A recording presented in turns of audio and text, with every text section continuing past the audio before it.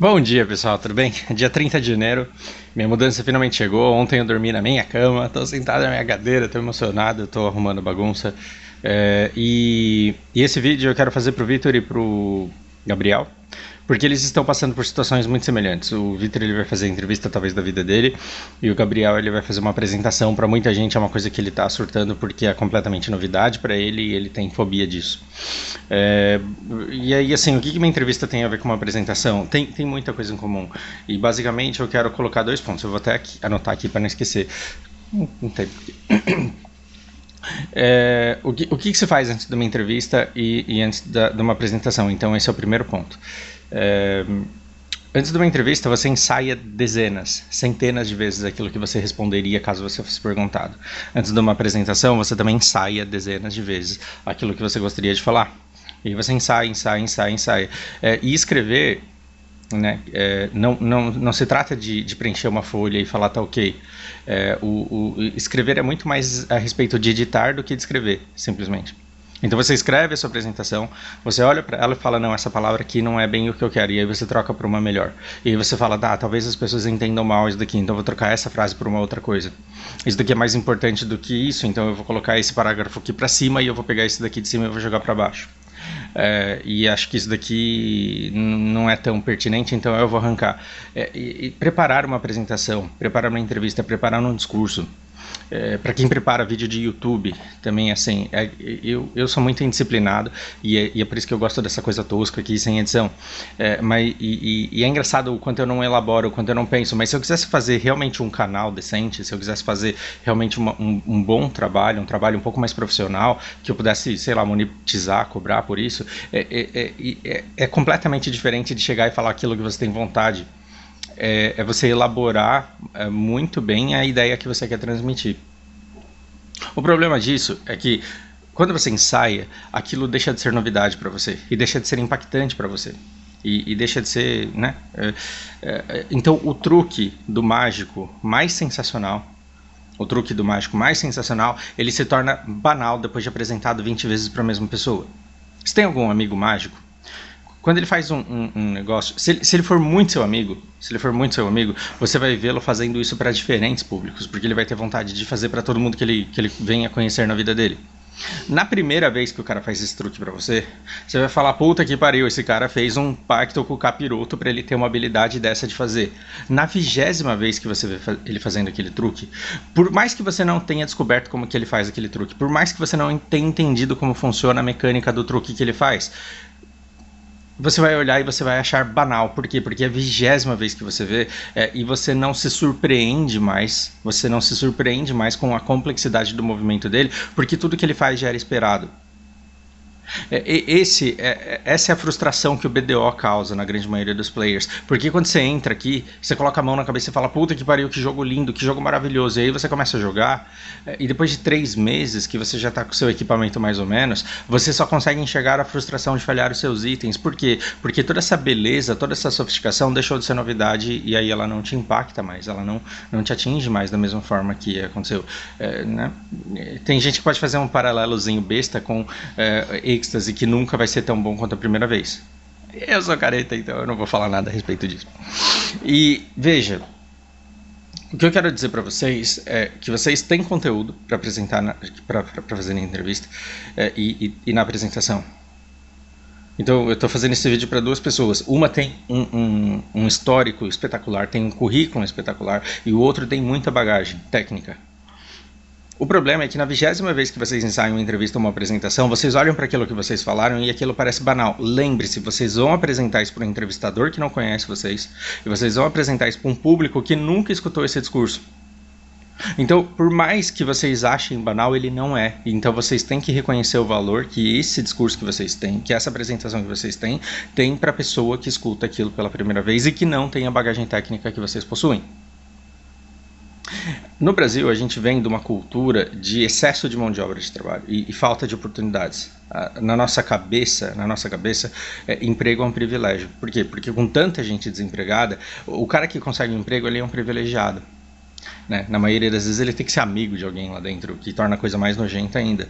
Mas, se você olhar da perspectiva, tente se colocar nos pés do entrevistador. O entrevistador é um cara lascado, porque ele mora num país que tem assim, 40, não sei quantos milhões de desempregados, mas ele procura uma pessoa que não queira apenas emprego, ele procura uma pessoa que tenha determinada bagagem. Que tenha determinada bagagem em empresas gigantescas, trabalhando num trabalho específico, que tenha conhecimento técnico e que tenha capacidade para desempenhar determinadas funções, e que ainda fale inglês, e que ainda possa trabalhar no exterior. Cara, isso é mosca branca, isso é difícil de encontrar. Então imagine que eu pegue toda a população do Brasil e coloque aqui na minha frente agora e fala: levanta a mão aí quem quer emprego. Todo mundo levanta a mão aí quem tem inglês fluente. Aí, né? Mas um monte de gente ainda vai levantar porque um monte de gente aprendeu a jogar inglês jogando o jogo. Aí você fala: quem aqui tem pelo menos 5 anos de experiência na área de compras de grandes empresas multinacionais? Vai ficar meia dúzia, né? E aí, essa meia dúzia que tem ali, eu tô sendo banal. No Brasil tem muito mais gente. Agora, vamos lá. De todos vocês aí que tem essa bagagem toda técnica de tanto tempo trabalhando nesse local específico, quantos de vocês estão desempregados e procurando um novo emprego? Começa a diminuir. Então, assim, o entrevistador, ele é um cara desesperado também, porque ele tem atrás dele, e isso eu falo com propriedade, porque eu já trabalhei com isso, ele tem atrás dele uma empresa colocando pressão, dizendo: escuta, eu tô te pagando para você me trazer o profissional que eu quero. E passa semana, passa mês, passa meses, e o cara não consegue encontrar alguém com o perfil que ele quer apresentar. Então, quando chega você nervosíssimo, porque é uma empresa gigantesca, porque é uma empresa conhecida mundialmente, e você olha para aquela posição como a oportunidade da sua vida, você desconsidera o quanto você pode ser necessário para essa empresa, e você desconsidera também o quanto a sua apresentação ela vai causar um impacto da primeira vez que ela for feita. Por quê? Porque as pessoas não estão acostumadas a chegarem e escutarem isso. Desculpa, gente, esse é um vídeo para 2 pessoas. Eu sei que nem todo mundo tem o currículo do Victor aí. O problema é que mesmo que você não tivesse essa bagagem toda, quando você se apresenta, vamos supor que você está no começo da sua carreira. No começo da sua carreira você ainda pode ter atrativos, você ainda pode demonstrar que você é uma pessoa com gana de aprender e que se dedica e pode se apresentar com qualidades outras que não toda a sua bagagem. Mas você tem que dar a oportunidade do entrevistador se interessar por você. E para isso você tem que enxergar valor naquilo que você apresenta, e você não pode deixar o seu valor ser apagado pelo excesso de treino, e aí a 20ª vez que você ensaiou a entrevista você fala: nunca que alguém vai se interessar por isso. Não é bem assim. E lembre-se também que quanto mais técnico você é, mais o seu conhecimento também parece banal. Eu devo ter falado isso num vídeo muito antigo, muito tempo atrás. Então, eu já conversei com pessoas, por exemplo, a pessoa trabalha com meteorologia, a pessoa trabalha com estatística, a pessoa trabalha com fotografia, e ela fala: nossa, mas isso é tão banal. É banal para quem? Banal para quem é, porque quem não é, tipo, vai eu precisar de um pedreiro, fazer um trabalho de pedreiro aqui, eu não vou conseguir, eu vou ter que contratar alguém, eu vou contratar alguém que seja bom. E aí as pessoas elas se interessarão por vocês por inúmeras maneiras. Em relação ao Gabriel, falar em público é horroroso. Sim, é horroroso. E o Gabriel ainda ele vai apresentar para colegas que são todos de tecnologia. E aí qual é o medo que vem? Pô, eu vou falar coisas que vai ter gente que sabe muito mais do que eu lá. E esses caras eles vão olhar para mim e vão dar risada. Ora, imagina se só o melhor do mundo pudesse ensinar. Se só o melhor do mundo pudesse ensinar, a gente teria um professor de karatê no mundo, e um professor de jiu-jitsu no mundo, e um professor de o quê? Entende? E esses caras eles não dariam conta de ensinar todo mundo. Aí você pega um cara que é 10º dan de alguma coisa, que já tá com uns 90 anos, né, que não tem condições de trabalhar mais, aí abaixo dele tem 6º dan, 5º dan, 3º dan, e aí na sua cidadezinha lá tem um cara que é 2º dan, de 2º grau de faixa preta e não 10º. Esse cara ele não pode ensinar um Heian Shodan lá, o kata básico, né?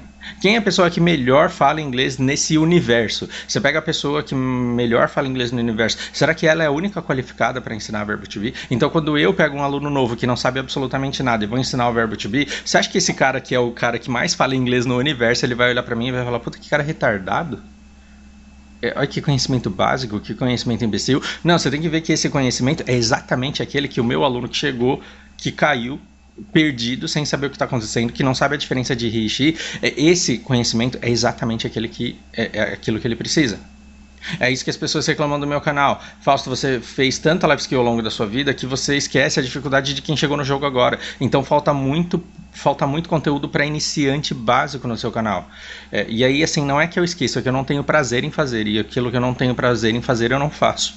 Sim, eu sou bem desgraçado nesse sentido. Eu só faço vídeos que me dão tesão de fazer. E aí pega aquele basicão, assim, eu não tenho vontade. Agora, quando é idiomas, não.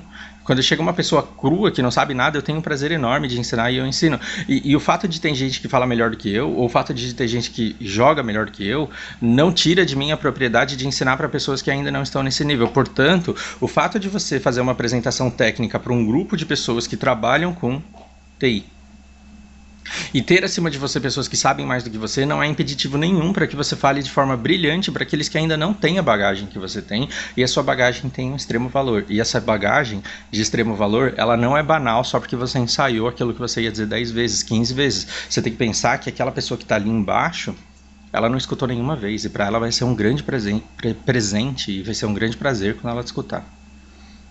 Né? E outra coisa, esse é o segundo ponto. Lembra que eu falei que a gente ia começar com 2 pontos? O segundo ponto é, a pessoa que está escutando aquilo que você disse, ela não conhece as palavras que você ensaiou. Então ela não vai perceber quando você esquecer de usar uma palavra e usar outra. Ela não vai esquecer quando você disser uma frase e simplesmente esquecer um pedaço dessa frase. Quando você falar, você estará fazendo sentido. Você não pode falar preocupado em jamais esquecer de dizer nenhuma palavra. Porque senão você vai cometer um erro péssimo, que é ficar voltando para reescrever, e você tira a fluidez da sua apresentação. Adicionando uma informação que não faz diferença nenhuma. Então, por exemplo, hoje eu acordei do lado da Lari, do lado da Lana, peguei as duas e levei para passear. No parque a gente encontrou alguém que estava vendendo água de coco. Eu comprei uma água de coco e depois a gente foi na imobiliária. Quando a gente chegou na imobiliária, quando eu acordei, a Lari estava num vestido azul. Que dorme de vestido? Nossa, que besta, né? Mas percebe que... Não, peraí, ó. É que, veja, antes de ir para a imobiliária, aconteceu que você quebrou uma narrativa com uma informação que nem fará tanta diferença, porque se fizesse tanta diferença, você não teria esquecido. Não teria esquecido. Então, vá com uma pauta, mas não de cada palavra que você terá que dizer. Uma das grandes coisas da oratória é isso: você não pode levar uma carta e ler exatamente cada palavra daquilo que você preparou para ser dito. Você tem que ter pontos que você não pode esquecer em uma determinada ordem, e você deve falar livremente sobre esses pontos, da sua forma, do jeito que vier, olhando para o público e vendo a reação deles. Porque se você ficar cancelando aquilo que você disse para voltar, para redizer aquilo da maneira que você tinha ensaiado, tanto a sua apresentação quanto a sua entrevista mostrarão pessoas que carecem de confiança, que não têm confiança naquilo que dizem e que não têm controle do público. Não faça isso. Esqueceu, toca pra frente. Aliás, esquecer um pedaço te arma, porque se alguém eventualmente te fizer uma pergunta, ou se eventualmente você tiver que voltar para determinado ponto, você pode. Eu inclusive esqueci de mencionar que, e aí você entrega aquilo, e aquilo é a cerejinha do bolo para a pessoa que está escutando aquilo pela primeira vez. Entende?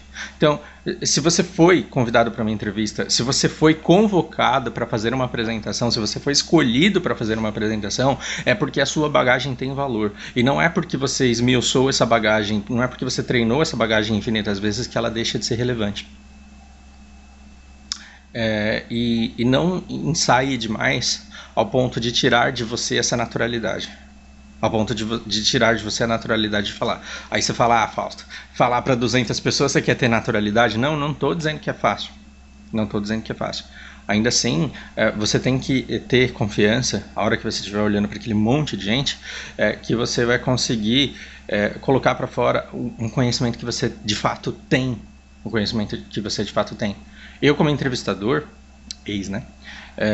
Eu já vi muita gente fazer uma entrevista horrorosa e ser contratado. Gente tremendo, Gente passando mal a entrevista, já vi pessoas assim sendo contratadas. Por quê? Porque quando o entrevistador conseguiu fazer a pessoa se acalmar, ela conseguiu extrair daquela pessoa as competências que ela tinha, e as competências casavam exatamente com a posição. Já vi isso acontecer. Pessoa cagar na entrevista e ser contratada. Por quê? Porque ela era exatamente aquela pessoa que a empresa procurava. O contrário eu nunca vi. Eu nunca vi a pessoa mais eloquente do mundo. Eu nunca vi um coach cheio de coaches aí sendo contratado para ser médico sem o diploma. Então não basta a pessoa ser extremamente eloquente, a não ser que ela vá abrir uma igreja, a não ser que ela vá vender xarope aí para te prevenir da gripe do coronavírus. Exceto essas pessoas que são charlatãs, a pessoa ela não consegue se dar bem só porque ela fala bem.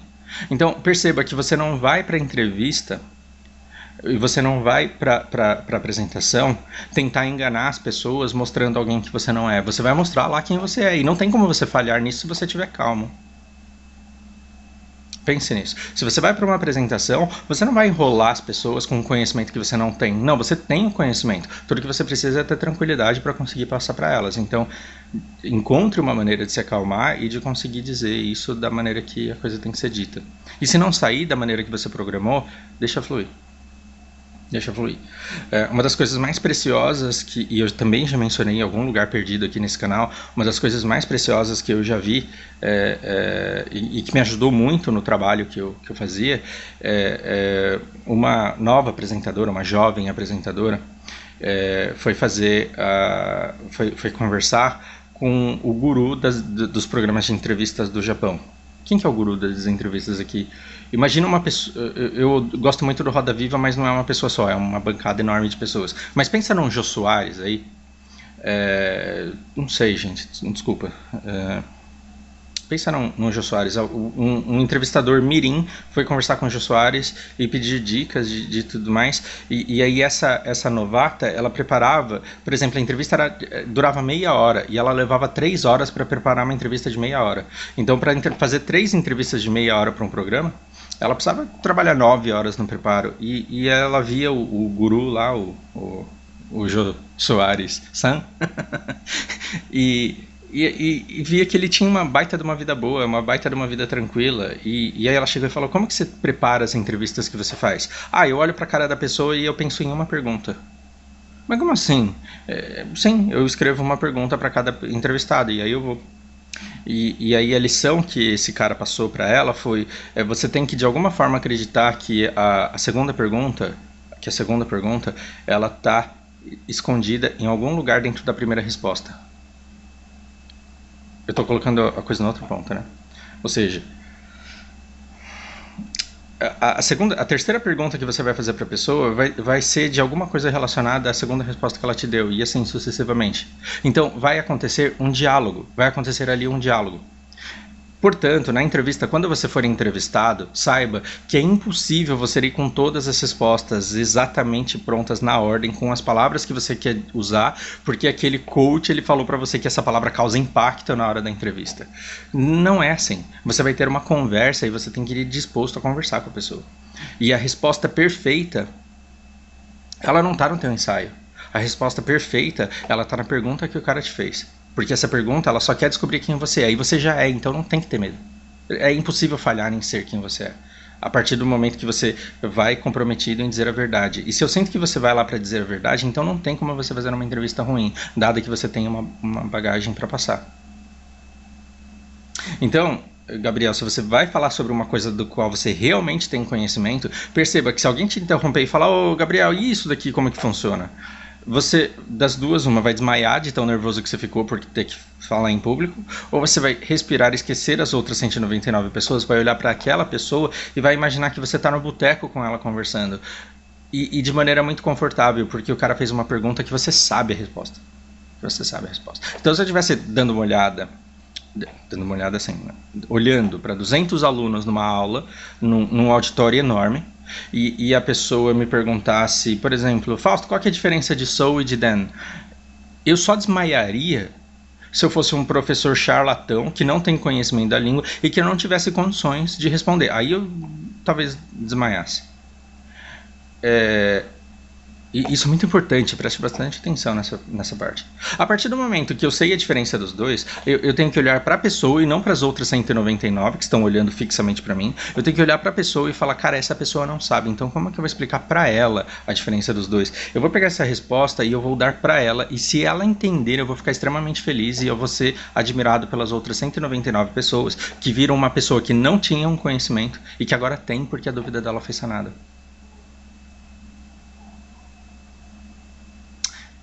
Veja o valor disso. Então, se você tem esse conhecimento, não tem por que você ter medo de não conseguir passá-lo, desde que você se acalme e consiga na hora. E se você não tiver? E se você não tiver?